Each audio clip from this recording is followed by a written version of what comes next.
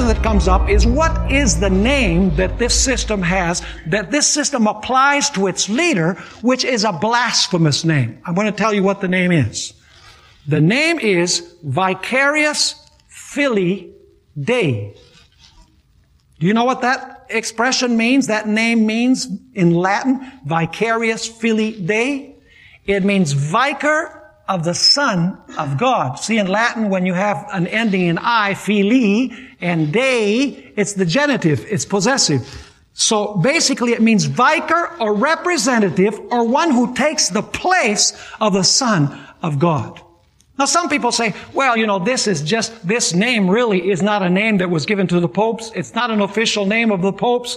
It's just Protestants that say that was a name of the Pope. Well, I want to go through some historical evidence to show you that it's not so.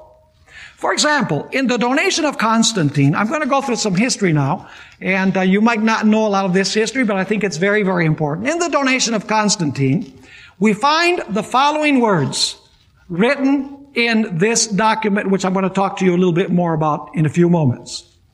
As the blessed Peter is seen to have been constituted vicar of the Son of God. Blessed Peter was what? Constituted what? Vicar of the Son of God. By the way, this was written in Latin, and the expression is Vicarius Filii Dei.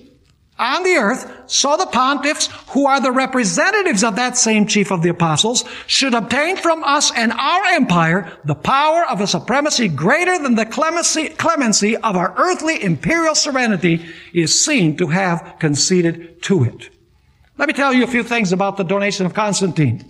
It was actually, purportedly, a letter that was written by Constantine the Great, the emperor, to Pope Sylvester I. And if you read the donation of Constantine, you'll see that Constantine apparently gave temporal power to the Pope. He practically gave the Pope unlimited temporal or political power in the donation of Constantine. Now, it's interesting that this document was known as early as the 9th century A.D. But beginning with the 11th century A.D., it began to be used by the popes in order to prove that they had a right to govern not only in religious affairs, but they had the right to govern in political affairs as well, because they used a forgery. They said, Constantine signed this as the emperor, and he told us that we could govern not only in religious affairs, but also in civil affairs. Well, the authenticity of the donation of Constantine was questioned beginning in the 15th century when literary criticism began to grow. A man by the name of Nicholas of Cusa was the first to really say, there's some things in this that show that this doesn't go all the way back to Constantine. This is a forgery from much later. And then a scholar by the name of Laurentius Valla decided that he would do a very meticulous historical study of the donation of Constantine, and he showed beyond any reasonable doubt that this document was a total forgery that was used to try and sustain the temporal claims of the Roman Catholic papacy.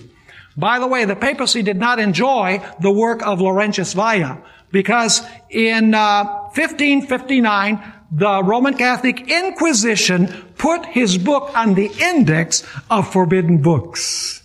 Now, some Catholic theologians say, well, this was a forgery. You can't say that because this document used the name Vicarius Filii Dei, and it says that this title was given to Peter, and it was given to his successors. You can't say that that's an official title of the Roman Catholic papacy when it's a forgery.